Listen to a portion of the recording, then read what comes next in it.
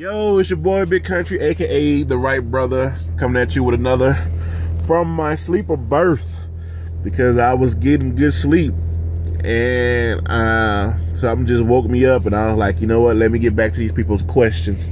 All right, so I am unable to compare drive van versus reefer. Reason being is because since I started with Swift, I was reefer. I went drive van for a week. It was a bad experience, but it was not Swift's fault. There was a slew of random events that just happened to hamper my progress with drive at the time, and I am a creature of habit, so I went back to what I knew was comfortable, which is reefer for me. Okay, this is, again, every video I do is from my personal experience, but if you go to the terminals or you talk to any other drivers that's drive-in, they'll tell you they can't stand reefers because they're loud. Okay, here, my reefer's on continuous run, so, and my truck is turned off because I was actually got cold. So I'm gonna be quiet and I'm gonna see if you guys can hear the reefer. I'm gonna open up the vent real quick.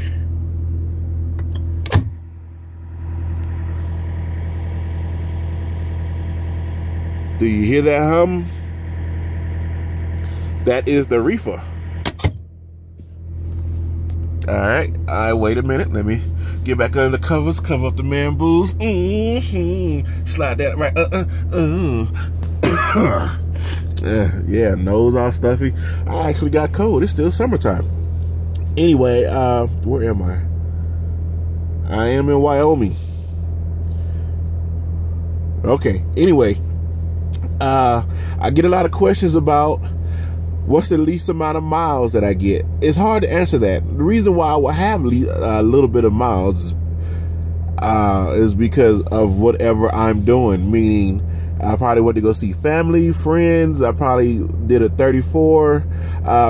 If I, in a regular, let's say 7 or 8 day week, all right, the least amount of miles I ever got was about 2,000 or 2,200.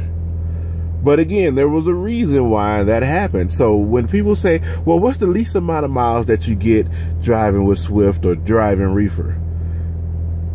You get what you can work. If you, and again, my personal experience, like right now, I did 2 loads this week. One load was 1,100 miles. The load that I'm on now is 1,800 miles.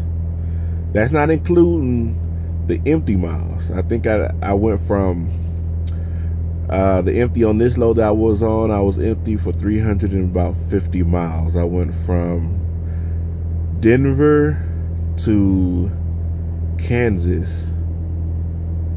So that's not including, so this I'm doing 2 runs. Basically, I'm gonna be over 3,200 miles this week. Last week I did about 2,800. The week before that I might have did about 20. That's probably when I did about 22s, because I went down to go see some family for a little bit. But it's rare that I sit for a long period of time. There have been loads where I've been on where it was only 700 miles, which I can do 600 miles plus in a day at 62 miles an hour. And what I would just call my driver manager like, hey, you know, I need to T-call this load because I'm here a day or so early. He's like, no problem. There's a terminal here. I'm a deadhead you. You drop it, pick up an empty, and I already have you on your next load. And before I even get to the terminal, I'm already getting messages for my next load going wherever. So I can't properly answer your question about the least amount of miles with confidence. The least amount of miles that I got was about 2,000 to 2,200, but again, that's because I went to go see family and friends. For everybody that's going to school with Swift, CR England, or whomever, I wish you the best of luck. Go ahead and get those L's. Oh, all right. So when I say L's, when I say get them L's, or it's all about your L's, what I mean is all about your license. L stands for license. I realize that I might be from time to time using ebonics or slang or however you want to call it, but that's just the way that I talk. I can actually be very professional when I would like to be, but unfortunately, I'm giving you the person that I am, not the person that you guys want me to be. So when I say, you know, get those L's, congratulations on getting your L's. Make sure to keep those L's safe. I'm just saying license. I'm just want to save a half a breath for my deathbed, because all the times when I say license, there's like 2 extra syllables there that I can save to say that I love you to my kids, friends, and families on my deathbed. So anyway, another quick video, hopefully coming from the sleeper berth, baby. What other questions? Oh, a guy was asking me to give him information on the Reefer division. I don't know what information to give you. Just to be honest with you, you have a choice when you're in orientation at the Swift terminal. They'll put you with Reefer or dry van, and then you can request to go dry van or Reefer. So as far as the division go, I have no information on what it is that you want me to tell you. What is funny is if yours go like mine's, once you get out of orientation with, you know, and get your truck and you talk to your driver manager, they're gonna be like, look, I got this load, go grab a Reefer. You know, you're technically supposed to do Reefer training, but it's kind of training on the go. And you'll end up doing like I do probably, and ask somebody that's already connected to a Reefer how to operate a Reefer. It's not hard, you know. Well, I take that back. It is a very technical equipment back there. I mean, you got to push a button to turn it on. You got to push a button to set the temperature. You got to know how to read your bill of ladings to know what temperature to set it. And then you got to make sure to apply the proper PSI on pushing that button to get to the button that you can push to set the temperature. And then you just got to monitor the Reefer. So it is very technical, right? But as far as the division goes, again, I don't know what information you want. If you can be a little bit more specific. Oh, for the people that was asking me about the hours, about needing to get, you know, how to maximize your hours. Everything is off duty in sleeper berth. I did a video for the hours, so it is down there if you look at my videos. But how to maximize your time off duty. Everything is off duty.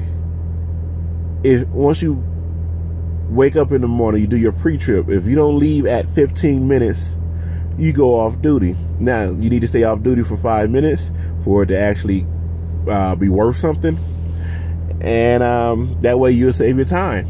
You don't want to mess up your 11. Your 11 is where you make your money. Your 14 is where your day. So your 14 is your day. Out of that 14, you drive 11 out of that 14. And those extra 3 hours is for post-trip, pre-trip, fuel, pickup, delivery, and taking naps. And off-duty to conserve your 70 and your 11. Once you get out there, start doing it, and everything I just said right then will be like, yeah. You know, most likely once if you ever do come back to the video, you'll be like, oh yeah, no shit. You know, it might sound technical or complicated now, but once you get out of class and you get with your mentor, you get on the road doing your own thing. Yeah. So when you pull into that truck stop to go piss, off duty. When you pull off the side of the road to go piss, off duty. When you pull over to go to Chester's Chicken to get you some of them good gizzards, off duty. When you pull in to go get you some coffee, off duty. When you do anything, when you arrive at shipper, after you arrive at shipper and send your arrived at shipper, off duty, because you're not doing anything. So you're off duty until the shipper or receiver tells you what they want you to do. You're getting loaded, off duty, because you're not doing nothing. After you back up to the dock, boom, off duty, because you can literally be at a shipper or a receiver for hours. Off duty that. Get off duty. Now, once you arrived at shipper, you got to make sure to be on duty. All right, once you pick up your paperwork and you ready to send all your loaded calls and get ready to go, that's when you go on duty, because you're actually doing something that's a part of your job at the company. But like I said, if you're getting loaded, go off duty, unless you want to work on if you're the type of person that want to do a lot of recapping. If you want to do a lot of recapping, then yeah, you don't have to worry about going off duty as much, because you want to be on duty as much as possible to get those hours back the next week. Again, everything I'm saying right now might sound like, wait, what did he say? But once you get out there and do it, you know exactly what I'm talking about. And that way you can start recapping 11, 12 hours out of the day. What other questions that I got? If you are getting your truck, good job, driver. You know, if you are in school, good luck. If you're with your mentor, be patient. Okay, I just took a quick video. It's probably, what, like 10 minutes? Oh, so, yeah, if you want to hear what a reefer sound like, I actually got my truck turned off because it got cold, actually. So, if you want to hear what a reefer sound like, this is what a reefer sound like. I'm going to be quiet and listen.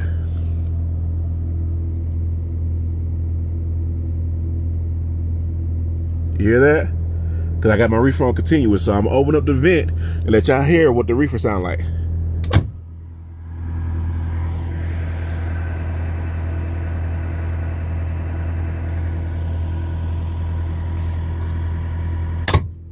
So, when they tell you that the reefer's loud, that noise does not bother me when it comes to me sleeping. Doesn't bother me at all. Listen again. I had the truck. The truck is louder than the reefer to me, but that's just me. All right, listen.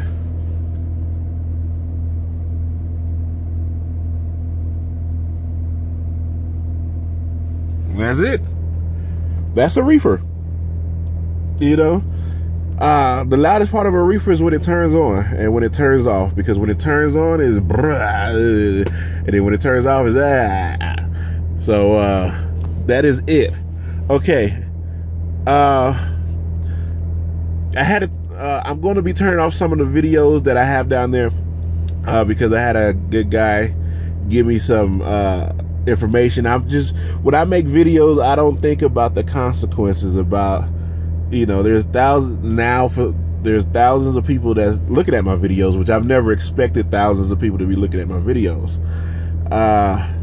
So, you know, like on the rant, I probably had like my address. You can see my address and stuff like that. In certain videos, I'll be telling people where I stay, not the actual address, but so for the simple fact that that individual paid attention to that, which I didn't even pay attention to, and I went back and watched that video a few times.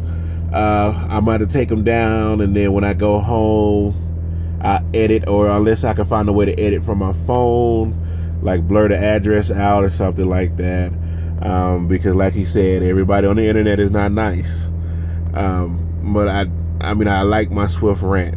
I wanted people to hear what I had to say, but it is not safe for my family, because I mean, I think it was up to about 3,000 views in about a month or so, or something like that.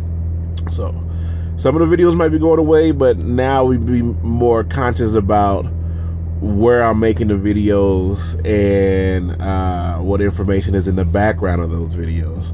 Again, I just didn't think about it. I didn't think people would actually care. Like, oh, his address is right there, you know. But because he pointed it out, it's obviously it's a deal. All right, it's your boy Big Country, aka Therightbrotha. Again, if you go to Swift School, CR England, whomever, congratulations for getting in.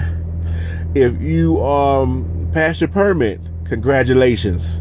If you passed your driving test, congratulations. If you got your L's, congratulations.